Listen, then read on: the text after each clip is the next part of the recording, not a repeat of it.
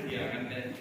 ඔය බඩාස්සක ඉන්න කෝඩි ගණන් ජීවිතේ සමහර මම මන්නේ කෝඩි ගණන් දවස් වෙන දැනෙනවා. ඊව බල ඒක ප්‍රාණඝාතයෙන් කියලා දෙන්න පොඩි ජීවත් වෙනවා. ඒනම් වත්කන් දානවන් ගන්නෙ. වත්තටියක් හැටියක් ගාන ජීවිත කියන්නේ උඹ කරන්න ඕනේ මොනවද කියන්නේ. උඹ අහන්න ඕනේ මොනවද කරලා කරලා නේද? මේ ඊළ රසායන පොර ගන්නවා. ආශේදී දෙවි ඉමරෙනවා. උගිනාස කවල්නාස කරන මෙස්සෝ ගාතාවක් තියෙන පොඩි හන්ද අපි අහලා ඉන්නද? ගාතාවක් තියෙනවා. අන්න මොකද්ද ඔයගොල්ලෝ දන්න ගාතාවක්ද? මේක පුරුදු ගාතාවක්ද කියලා? ජීවත් වෙන්න බෑ. ඒකයි බුදුන් වහන්සේ කරා.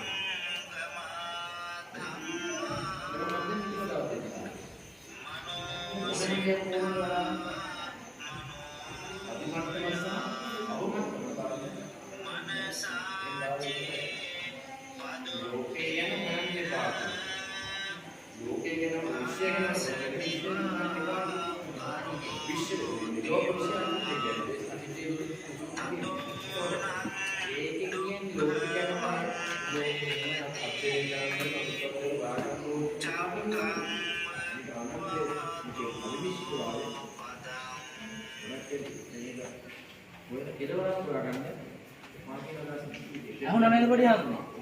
18නේ. මේ ගාථාව ඔයගොල්ලෝ දන්නවද? දන්නවනේ අහලා තියෙනවනේ. කියමු ගෝවාන්ට එහෙනම් ලස්සන. ඈ? පාඩම් මදිද? කියන්න බෑ.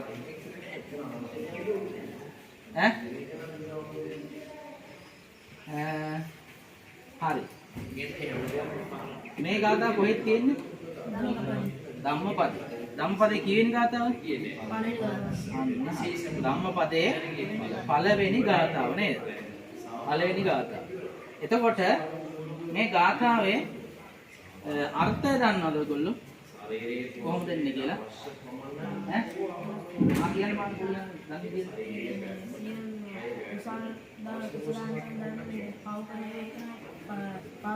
තමන්ගේ පස්සේ ගවය යති ගවය පස්සේ අර කරත් රෝදේ එනවා වගේ තමන්ගේ පවන්නේ.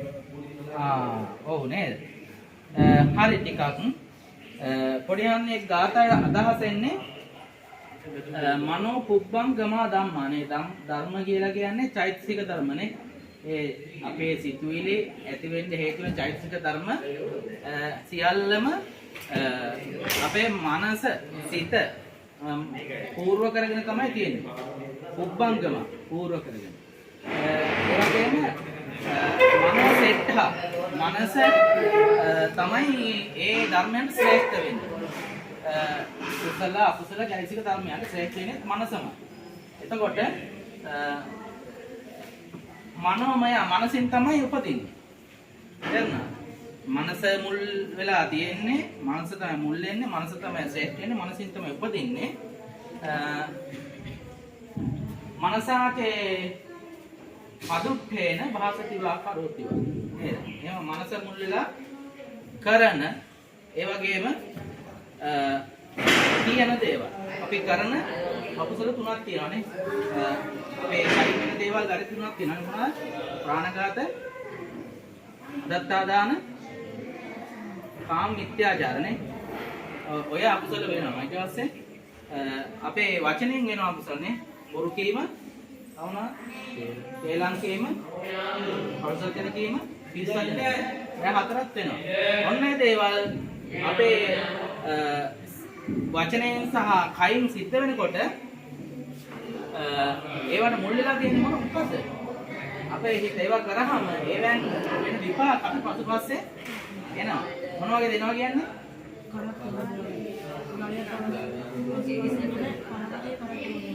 ඔව්. කරත්තේ ගවය පසුපස්සේ එන්නේ කොහොමද? ගවයට ඒක සැපයක්ද? ඈ? සැපයක්ද? දුක. ඇයි? බරක් ඇදගෙන එන්නේ පිටිපස්සෙන් කෙවිතෙන් ගුටිත් කනවා නේද? ගවයා දුක් විඳිනවනේ ඒ බර නිසා. ඒකෝර අපි පසුපස්සේ දන්නේ වගේ කරන අකුසල් අපේ පසුපස්සේ මොකද වෙන්නේ? එනවා අපිට ගවය පැතිරෙනවා. එතකොට අද අපේ පාඩම තමයි පොඩි හාමුදුරුවනේ මොකද්ද? ධම්මපදය. ධම්මපදයේ වෙන්නේ පළවෙනි ගාථාව. එතකොට කළ දේ ඵල දේ අපි කරන දේවල් අපිට විපාක දෙනවා, අපිට දුක් විපාක ළඟා කර දෙනවා නේ. ඒ ගැන තමයි එහෙනම් අපේ ඕන පාඩම. මොකක්ද අපේ පාඩම? කළ දේ ඵල දේ.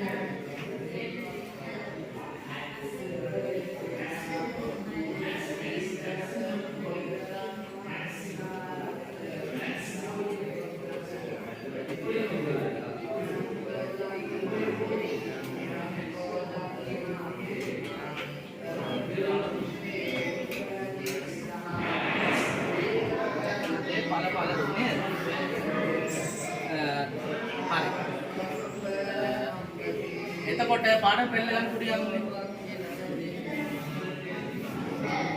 පාඩම් පෙළ ගන්න. හරි. අපි එහෙනම් පාඩම කියවමු නේද? ඈ කියවලා බලමුද? පොඩි අංග කියවන්න බලන්න. ලස්සන නැගිටලා අපි අනිත් අය බලා ගන්න පාඩම හොඳට. සවැත් නුවර මහා සුවන්න නම් කෙළඹී සිටියේය. ඒ මහා ධනවැටි. එහෙත් ඔහුට දරුවන් නැත. ඔහු සිටියේ ඒ ගැන කනස්සල්ලෙන්. දිනක් ඔහුට අතරමඟ අතුපතර ගැවසීගත් මහානුකසම් මුණ ගැසිණි. එහි කිසියම් මහානුභාව සම්පන්න දෙවියෙකු අධිග්‍රහිතව ඇතැයි ඔහුට සිටින. ඒ කසමුල හොඳින් විසඳකොට පවුරක් බැඳ වැනි අකුරවක් දජපතා කෝසව අලංකාර කර වූ හෙතෙම පුතෙකු හෝ දුවෙකු ලැබෙන්නට බාරයක් වී ගියේ. නොබෝ කලකින්ම ඔහුගේ බිරිඳ ගැබ්බර වූවා. කෙළඹියා ගැබ් පෙරහර කරවා සියලු සංග්‍රහ කළේ. දසමසක් ඇවෑමෙන් ඔහු පුතෙකු වැදුවා. කෙළඹියාද තමා පාලනය කළ වසන්පතිය නිසා ලද වනස්පතිය නේද? මොකද්ද? වනස්පතිය නිසා ලද පුතෙකු බැවින් ඔහුට පාලේ නම් තැබිය. නොබෝ කල්ලකින් ඇය තවත් පුතෙකු බිහි කළාය. ඔහුට උල්ලපාල යනුවෙන් නම් තබා වැඩිමහල්ලන්ට මහා පාලයයි නම් තැබිය. නිසි වයසට පැමිණි ඔවුන් දෙදෙන විවාහ දිවියට පත් වූහ. මේ සමයේ බුදුරජාණන් වහන්සේ අනේ පිටු සිටුතුමාගේ දෙවුනම් බේරේ වැඩ වාසය කරන සේක. හොඳයි පොඩි හා. හොඳයි පොඩි හා හොඳට කිව්වා. පාඩුවෙනකො ඊළඟට කවුද කියන්නේ? පොඩි හා කියන්න බලන්න.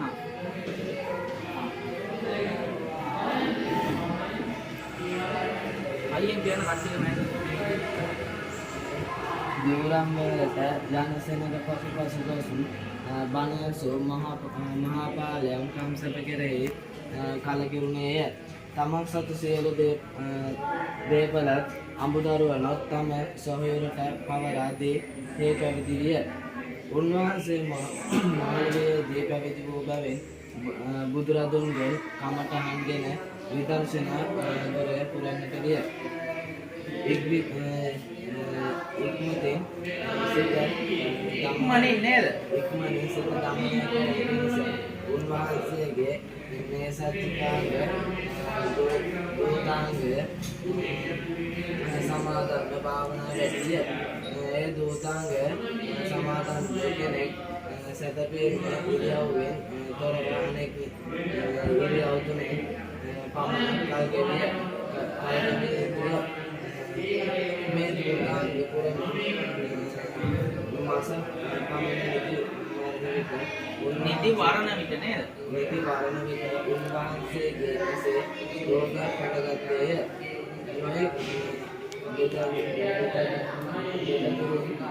අසල වෙදකම් කරද අසිකබේ උරා ගන්නට සැකපෙන ඉරියව්වේ සිටීමත් නිසාවෝගේ උත්සාහය ඇසේ රුදාව නොතකා උන්වහන්සේ පිළිගැ වැඩුව. අන්තිමේදී සියලු කෙනෙකුන් සාරවත්වලට පත් වූහ. කෝසනාගම උන්වහන්සේගේ ඇස නොපෙනීම විය. හොඳයි පොඩි හාමුදුරුවෝ. පොඩි හාමුදුරුවෝ කිව්වා තා පොඩ්ඩක් ඉතින් කියව ප්‍රශ්න වෙන්න ඕනේ ඈ.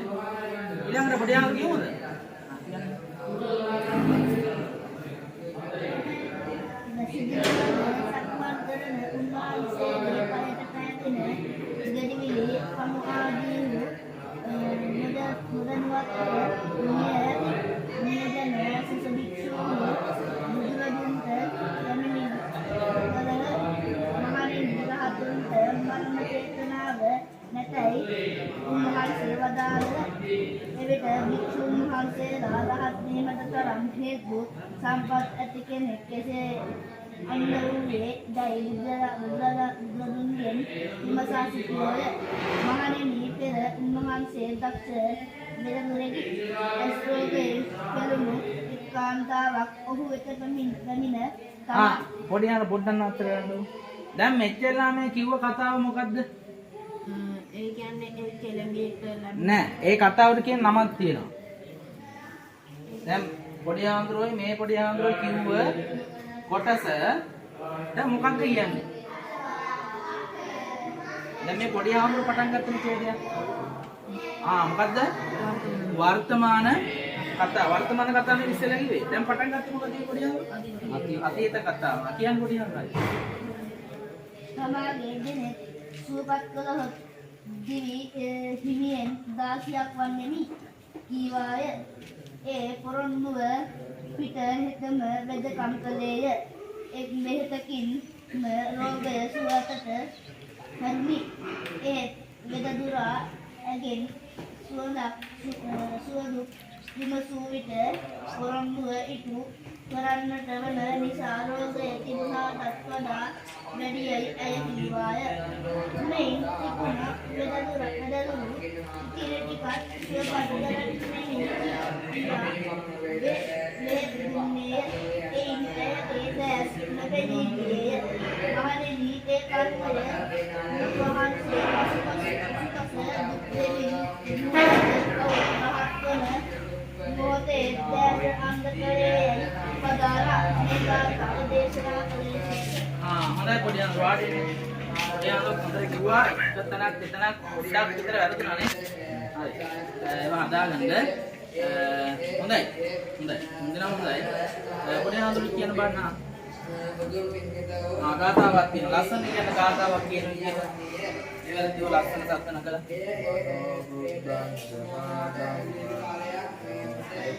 අධ්‍යනම් මනසාජේ වදුතේ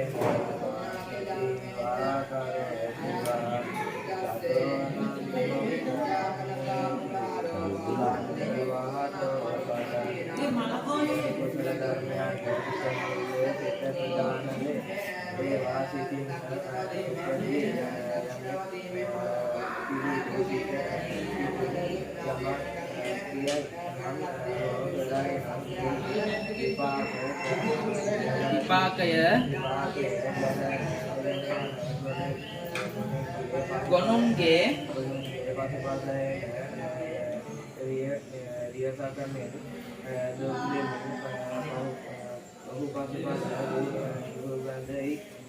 හොඳයි පොඩි අන්නේ හොඳයි ලස්සන කිව්වා. පොඩ්ඩක් තව සත්‍ය ටිකක් වැඩි කරලා ඉවරන හරියට. ඊනකොට ගාතයම ඊනකොට මේ වහලේ ඔළුවෙම උඩ යන්න නවලු නෑනේ. උඩ යන්න. හරිද? හරි. එතකොට දැන් අපි මේ කතාව සම්පූර්ණයෙන් ඇහුවනේ. කතාව සම්පූර්ණයෙන් ඇහුවා අපි. දැන් මේ කතාව ඔයගොල්ලන්ට මතක විදියක් තියෙනවානේ. කතාවක් විදිහ මතකයි නේද? එහෙනම් කියමුකෝ ආන්න පොඩ්ඩක් මොකක්ද මේ සිද්ධ වුනේ කින්ද වන්ද කතන්දරයක් විදිහට කියමු බලන්න. ඈ? අපිට යන්න කියනවා.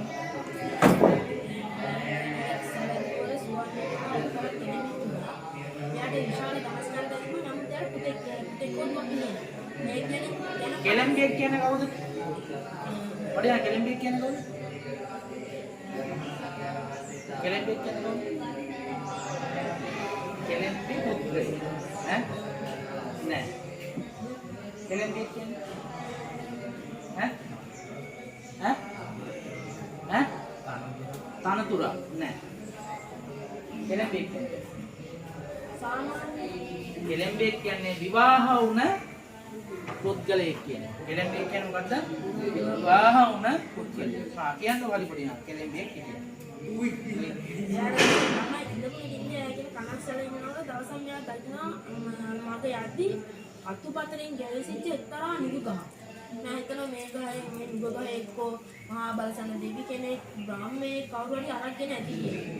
ඉතින් මම දුර්ග වටේ සුද්ධ කරලා කවුරු බැඳලා දජපතා කොසෝලා ඒකට බාර කරලා නෝ තමයි දුවෙක්කෝ රජපතා කොසවනවා කියන්නේ මොකක්ද? පොඩි මොකද්ද?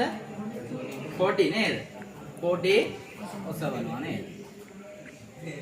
ඉතින් මම ඉතලා මෙයා දුවෙක්කෝ පිළිගන්න ප්‍රාර්ථනා කරලා යනවා. ඉතින් ටික දවසකින් බොහොම කෙටි කාලයකින් මෙයාගේ බිරිඳ ගැබ්බරනවා. ඊට පස්සේ මෙයාට ලැබෙනවා පුතෙක්. ඒ පුතාට මෙයා නම තියනවා මෙයා පාලනය කරපු වනස්පති. ඒ නිසා එයාට නම තියනවා පාල කියලා. ඊට පස්සේ මේ පාල පුතා ලැබුණාට පස්සේ හපෝ තා පුතෙක් ලැබෙනවා චුල්ලපාල කියලා. මේ චුල්ලපාල කියන නම තිබ්බම අරයටත් තමයි හපෝ මහා පාල කියලා. ඊට පස්සේ ටික කාලයකින් මේ දෙන්න නිසි වයසට පැමිණියා මේ දෙන්නට විවාහ කළා. ඊට පස්සේ මේ මහා පාල තුමා දවසක් දේවරාජයට යන සෙනඟ සමග යන බණ අහන්න. මෙහෙම ගිහිල්ලා බුදුන්ගේ බණ අහලා කංසප කෙරේ කලකිරීම මහානනවා. මහානලා උන්වහන්සේ කමට අරගෙන ඉක්මනින් සිත සම්මය කරන්න ඕනේ කියලා නේසජ්ජ කාංග දූතාංගය සමාදන් වෙනවා. නේසජ්ජිකාංග දූතාංග නේද? ඒක සමාදන් වුණාට පස්සේ එයා ඉක්මනින් සිත සම්මය කරන්න ඕනේ කියලා වැස්සෙදි උන් නිදි වර්ජිතව ඒ කියන්නේ ඉදාගන්න ඉරියව් අර අනිත් ඉරියව් තුන ජීවත් වෙන හින්දා මේ ඉක්මනට සිතාමේ ගන්නවා හින්දා ඒ ඉරියව් තුනෙන් ඉන්න නිදි වර්ජිතව මේ කරන දුතාංගේ පුරණ හින්දා මෙයාගේ ඇස් ලෙඩක් හැදෙනවා. ඉතින් ගොඩක් වෙදදුරු ඇවිල්ලා වෛද්‍ය ප්‍රතිකාර ගන්න මෙයා නිදා ගන්න ඉරියව් නැතිව නිදි වර්ජිතව මේ කරන හින්දා ඇස් ලෙඩේ කාවිය උග්‍ර වෙලා අන්තිමට සියලු කෙලෙසුන් නැසලා රහත් වෙද්දීම මෙයාගේ ඇසුත් අන්ධ වෙනවා. හරි පොඩි යන්න. පොඩි යන්න හොඳයි. දක්ෂයි. ඒතකොට කියන්න පුළුවන් කාර්යය කියන්නේ මොකක්ද? එතන එහාට පොදුනේ කවුද කියන්නේ? පොඩි යන්න කියන්නේ. එතනින් එහාට පුළුවන් ඉදිරි කියන්නේ. පුළුවන් දෙයක් පුළුවන් ඉදිරි කියන්නේ. ඇත්ත දෙක අන්ධ වෙනවා නේ? ඔව් ඇත්ත දෙක අන්ධ වුණාට පස්සේ එතනින් එහාට මොකද වෙන්නේ?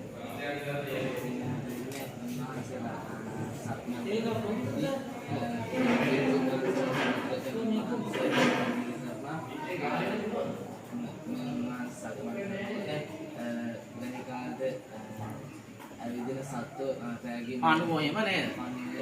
පැගිලා මැරි යනවා කියලා කියනවා. පාගල මරනවා කියලා කියන්නේ පාගල මරනවා කියලා කියනවා. දැන් බුදුරජාණන් වහන්සේ කියන රාතන් වහන්සේ කෙනෙක් කවදාවත් හිතට සත්තු මරන්නේ කියලා කියනවා. ඊට පස්සේ ඒ භික්ෂුන් වහන්සේලා අහනවා කුමක් නිසාද මේ භික්ෂුන් වහන්සේගේ ඇස්සන් දුන්නේ කියලා. ඊට පස්සේ බුදුරජාණන් වහන්සේ අතීත කතාව කියනවා. ඔන්න හොඳයි. හොඳයි පොඩි යන්න. ඒතකොට කියන්න බාන පොඩි යන්න පුළුවන් ඉතින්. ඒ ගාහි යන්නේ වෙදුරකයි ලදී. වෙදදුරේ. ආපේ හාමුදුර වෙදුරකයි ලදී. වෙදදුරේ කියන්නේ කවුද? වෙදදුරා නේද?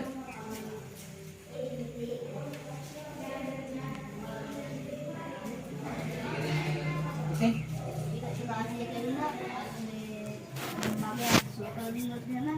මම ඔබගේ වැඩසටහන 16 කරලා දෙලා වුණොත් ඊට පස්සේ එම වෙදුරා එම 16ට විදකම් කරන් පස්සේ පළවෙනි පාර ඒ 16ගේ ඇස් වෙනවා. ඊට පස්සේ 16 මට ඔබේ සහකාරී වෙන්න වෙයි කියලා මේ කියනවා මගේ මෙලෙස් විතර වැඩි වුණා. සහකාරියක්ද වෙනවා කියලා හිතුවේ 16ක් නේද 16 නේද 16 කියන්නකො ඊට පස්සේ වෙනවා තවටියක් වැඩි වෙන්න මෙලෙස තව ඊට පස්සේ ඒ 16ගේ ඇස් වහලා සංදේවනේ ඇස්